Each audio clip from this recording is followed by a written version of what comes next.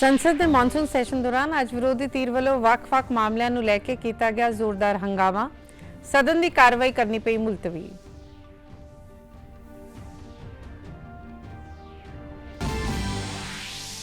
पंजाब विधानसभा के monsoon session के चौथे दिन भी विरोधी धਿਰ ने किया रोष प्रदर्शन।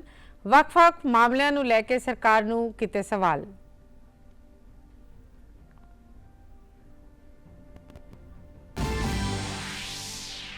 हरियाणा के मुख्यमंत्री वालों सोनीपत विखे युवा संवाद प्रोग्राम विच की गई शिरकत।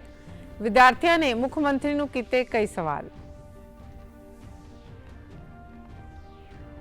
नमस्कार, खबरां दे बुलेटिन विच तुहाडा स्वागत है। मैं हां गीतू गुलाटी अते हुण खबरां विस्तार नाल। संसद का मॉनसून इजलास लगातार जारी है। अज सवेरे 11 बजे लोक सभा अते राज सभा की कार्रवाई शुरू हुई तां लोक सभा विच विरोधी धਿਰ ने जोरदार हंगामा करना शुरू कर दिता। इस तो पहला विरोधी धਿਰ वालों केंद्र सरकार के खिलाफ ਵੱਖ-ਵੱਖ मामलों को लैके रोस प्रदर्शन किया गया। इस मौके संसद विच सुरक्षा व्यवस्था के पुख्ता इंतजाम किए गए। विरोधी धਿਰ के संसद मैंबरों ने सदन विच राम मंदिर चढ़ावा चोरी मामले और होर कई मुद्दों को लैके गृह मंत्री अमित शाह तो जवाब मंगया। सदन की कार्रवाई शुरू होंदे ही विरोधी धਿਰ ने जोरदार हंगामा करना शुरू कर दिता ते इस दे चलदे सदन की कार्रवाई नूं दोपहर 2 बजे तक मुलतवी कर दिता गया। उधर राज सभा की कार्रवाई भी हंगामे के कारण 2 बजे के 15 मिनट तक मुलतवी हो गई। पंजाब विधानसभा के मॉनसून सैशन के चौथे दिन की कार्रवाई दौरान भी विरोधी धਿਰ कांग्रेस वालों जोरदार हंगामा किया गया। विरोधी धਿਰ के आगू प्रताप सिंह बाजवा की अगवाई विच कांग्रेसी विधायकों ने जोरदार रोस प्रदर्शन करते हुए पंजाब सरकार खिलाफ नारेबाजी की। जीरो आवर दौरान विरोधी धਿਰ ने पंजाब विच विगड़ती कानून व्यवस्था का मुद्दा चुकया। विरोधी धਿਰ ने पंजाब पुलिस उत्ते विदेशों में रहने वाले लोगों तो रंगदारी मंगन के मामलों में शमूलियत के इल्जाम लगाते हुए इसनूं गंभीर दस्या। विरोधी धਿਰ के इल्जामों नूं सरकार ने राजनीति तो प्रेरित दस्या। विरोधी धਿਰ वालों पंजाब विधानसभा के बाहर भी सरकार खिलाफ रोष प्रदर्शन किया गया ਅਤੇ बरगाड़ी बहेबल कलां गोली कांड मामलों में दोषियों नूं सजावां देण बारे जवाब मंगया। विरोधी धਿਰ ने इल्जाम लगाया कि सत्ता विच आउण तो पहला आम आदमी पार्टी ने इस मामले में छेती न्याय दिवाउण की गल आखी सी, परंतु अजे तक दोषियों नूं सजा नहीं दी गई। पंजाब विच फार्मेसी पेपर लीक मामले नूं लैके सियासी माहौल गरमा गया है। अखिल भारतीय विद्यार्थी परिषद के कारकुनां वालों इस मामले नूं लैके पंजाब विधानसभा का घेराव करने की कोशिश की गई। इस दौरान पुलिस वालों प्रदर्शनकारियों को रोकने लई सख्त सुरक्षा प्रबंध किए गए। अखिल भारतीय विद्यार्थी परिषद वालों इल्जाम लगाया गया कि हज़ारां विद्यार्थियों के भविख नाल खिलवाड़ किया गया है, इसलिए उन्होंने जिम्मेवारी तय किए जाने की मांग की। जथेबंदी के आगुओं ने पंजाब के सिक्ख्या मंत्री तो नैतिक जिम्मेवारी स्वीकार करते हुए अस्तीफे की मांग भी की। इस दे नाल ही मामले की निरपक्ष ते समाबद्ध जांच करवा के दोषियों खिलाफ सख्त कानूनी कार्रवाई की मांग भी दोहराई गई। अमल करने की बारी है और पंजाब में हमें एक ही डिमांड है कि शिक्षा मंत्री हरजोत बैंस जो अपना इस्तीफा दे और जिम्मेवारी रहे कि जो शिक्षा क्रांति हर प्रकार से पंजाब में फेल हो चुकी है, जो शिक्षा क्रांति का नाम लेके वो पंजाब में सरकार बनाए थे, आज वो हर विषय में, चाहे वो पंजाबी के प्रोफेसर हो, चाहे वो फीस स्ट्रक्चर हो, चाहे वो यूनिवर्सिटी में डेफिशिएंसी चल रही हो, फाइनेंशियल क्रंच चल रहा हो, हर विषय में पंजाब सरकार फेल होती नजर आ रही है। कानून व्यवस्था की अगर बात करते हैं, वो भी ऐसी कानून व्यवस्था है कि आज हर जो नागरिक है वो पंजाब में बाहर निकलते वक्त सोचता है कि मेरे साथ कोई घटना ना हो जाए। हरियाणा के मुख्यमंत्री नायब सिंह सैनी ने आज सोनीपत विखे युवा संवाद प्रोग्राम में शिरकत की। इस प्रोग्राम में सैकड़े विद्यार्थियों ने हिस्सा लिया। विद्यार्थियों ने मुख्यमंत्री नायब सिंह सैनी नूं जिथे अपनियां समस्यावां दसियां तो उत्थे ही कई सवाल भी किए। मुख्यमंत्री ने विद्यार्थियों के तसल्ली बख्श तरीके नाल जवाब दिते। मुख्यमंत्री ने कहा कि पेपर देने वाले विद्यार्थियों लिए हरियाणा सरकार वालों बीते समय में पुख्ता प्रबंध किए गए हैं तो खास करके बच्चों के मापियां लिए भी सहूलत मुहैया करवाई गई है तो प्रीख्या सेंटर तो लैके घर तक विद्यार्थियों को कोई भी दिक्कत नहीं आउण दी गई।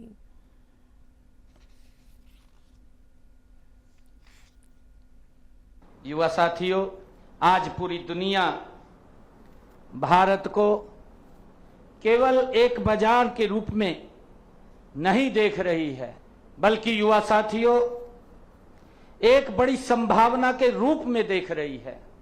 आज दुनिया का दृष्टिकोण भारत के लिए बदला है। आज पूरी दुनिया भारत की तरफ इस आशा की नजर से देख रही है कि भारत क्या बोलेगा।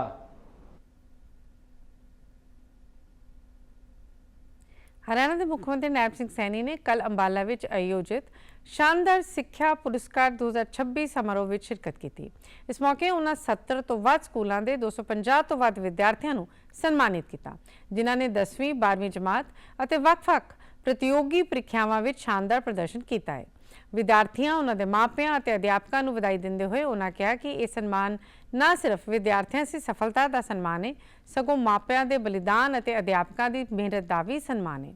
ਮੁੱਖ ਮੰਤਰੀ ਨੇ ਕਿਹਾ ਕਿ ਸਿੱਖਿਆ ਵਿੱਚ ਬਰਾਬਰ ਮੌਕੇ, ਇੱਕ ਪਾਰਦਰਸ਼ੀ ਪ੍ਰਣਾਲੀ ਅਤੇ ਯੋਗਤਾ ਦਾ ਸਤਿਕਾਰ ਸਰਕਾਰ ਦੀਆਂ ਪ੍ਰਮੁੱਖ ਤਰਜੀਹਾਂ ਵਿੱਚੋਂ ਇੱਕ ਹੈ। 104 स्कूल जो चिन्हित हमने किए, उसके अंदर मिशन बुनियाद एक कार्यक्रम हमने शुरू किया हरियाणा के अंदर, सरकारी गवर्नमेंट स्कूल्स के अंदर, प्राइवेट स्कूल में नहीं।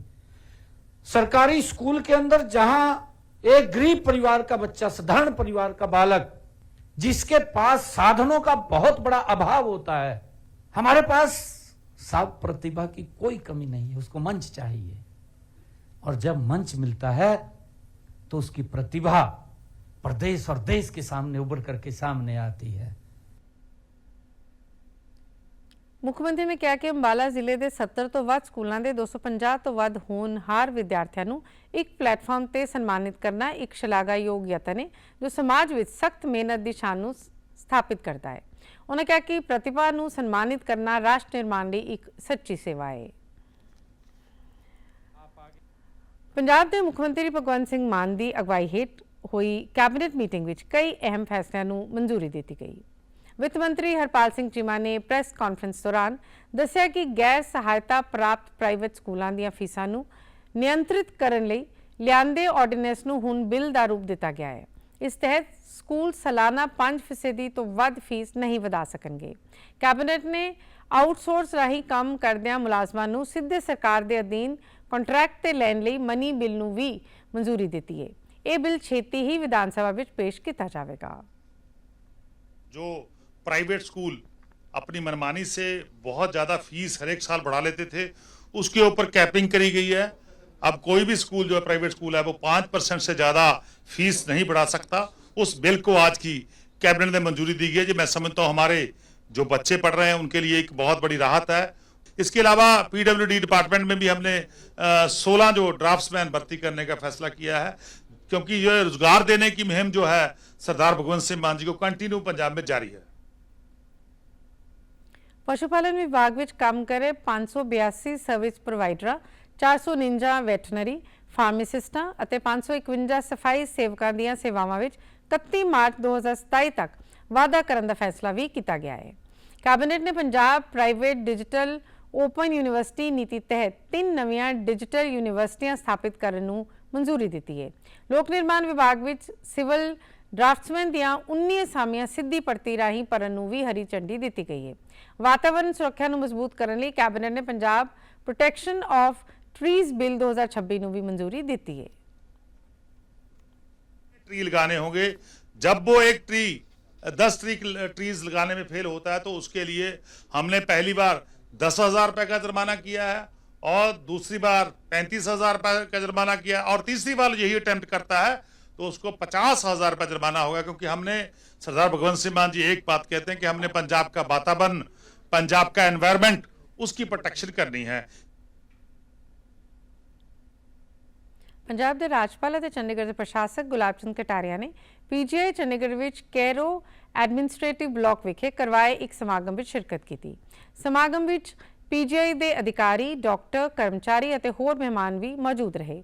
ਇਸ ਦੌਰਾਨ ਰਾਜਪਾਲ ਗੁਲਾਬ ਚੰਦ ਕਟਾਰੀਆ ਨੇ 110 ਫੁੱਟ ਉੱਚੇ ਕੌਮੀ ਤਿਰੰਗੇ ਝੰਡੇ ਨੂੰ ਲਹਿਰਾਇਆ।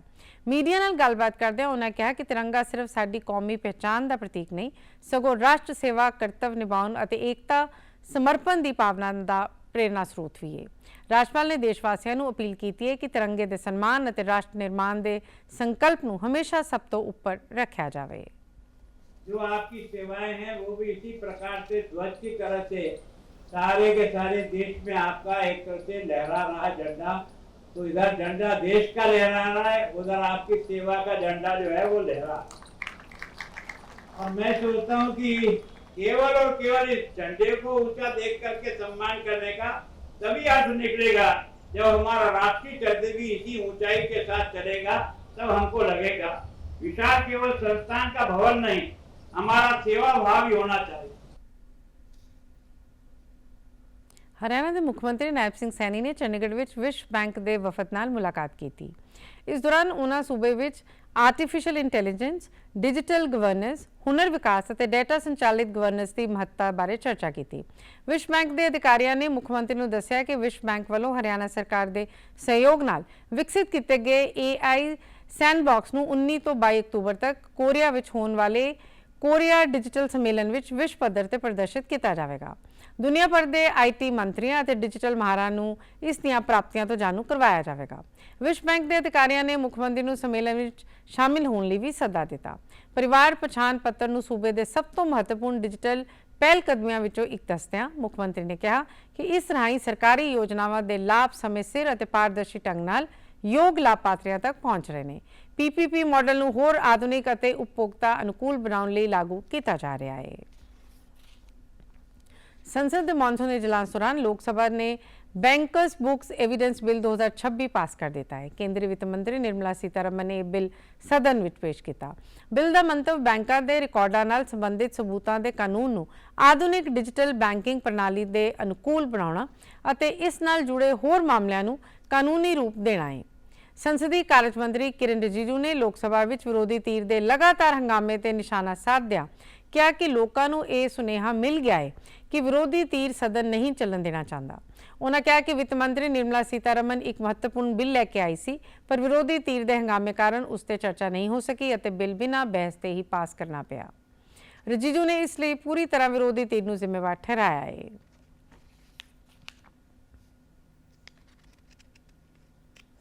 अभी लोगों को मैसेज भी क्लियर हो गया कि पार्लियामेंट को नहीं चलाना ये विपक्ष का टारगेट है।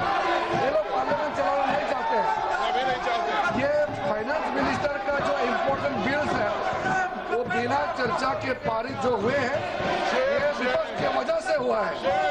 हम लोग चर्चा के लिए पूरा समय दिया, BSc ने समय तय किया, फिर भी यहाँ बाधित हुआ। पार्लीमेंट ने सुप्रीम कोर्ट में जजां की गिनती वधाउण संबंधी सोध बिल 2026 ਨੂੰ पास कर दिता है। बीते दिन राज सभा वालों संखेप चर्चा तो बाद बिल ਨੂੰ मंजूरी दे के लोक सभा ਨੂੰ भेज दिता। लोक सभा वालों सोमवार ਨੂੰ इस बिल ਨੂੰ मंजूरी दी गई। इस संबंधी मई महीने में राष्ट्रपति द्रौपदी मुर्मू वालों एक ऑर्डीनेंस भी जारी किया गया, जिस तहत सुप्रीम कोर्ट में जजां की गिनती 33 तो वधा के 37 की गई। कानून ते न्याय मंत्री अर्जुन राम मेघवाल ने राज्य सभा में बिल ते चर्चा करदਿਆਂ कहा कि इस नाल सर्वोच्च अदालत की न्यायिक समर्था वधेगी और केसां दा तेज रफ्तार नाल निपटारा संभव होवेगा। उन्होंने कहा कि सुप्रीम कोर्ट के जजां की गिनती ਨੂੰ ਵਧਾਉਣਾ समय की लोड़ सी।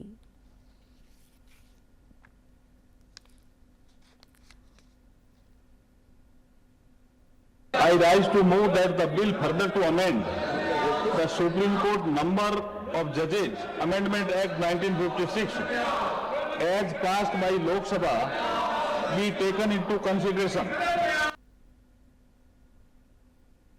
बीते कई दिनों तो वधी हुई गर्मी और हुम्मस तो उस वेले राहत मिली जो पंजाब हरियाणा और चंडीगढ़ में मानसून ने दस्तक दी। दोपहर वेले चंडीगढ़ विखे भारी बारिश हुई, जिस नाल मौसम खुशगवार हो गया। मौसम विभाग ने पंजाब के कई जिलों में भारी बारिश पैण की चेतावनी जारी की है। पंजाब के कई हिस्सों में बीते 24 घंटे दौरान बरनाला में सब तो वध 12 मिलीमीटर बारिश दर्ज की गई। मौसम विभाग अनुसार चंडीगढ़ और हरियाणा में अगले कुछ दिनों तक मानसून पूरी तरह सरगर्म रहन ਅਤੇ रुक रुक के बारिश होने की संभावना है। खास करके 11 अगस्त को चंडीगढ़ हरियाणा ਤੇ पंजाब के कई हिस्सों में भारी बारिश होने का अनुमान जताया गया है। ਅਤੇ ਤੁਸੀਂ ਸਾਡੇ समाचार YouTube channel DD news Chandigarh, Facebook DD news Chandigarh ਤੇ X DD न्यूज़ CHT ਤੇ ਵੀ देख सकते हो। इस दे नाल ही खबरों का बुलेटिन खत्म होता है। आज्ञा दिओ। नमस्कार।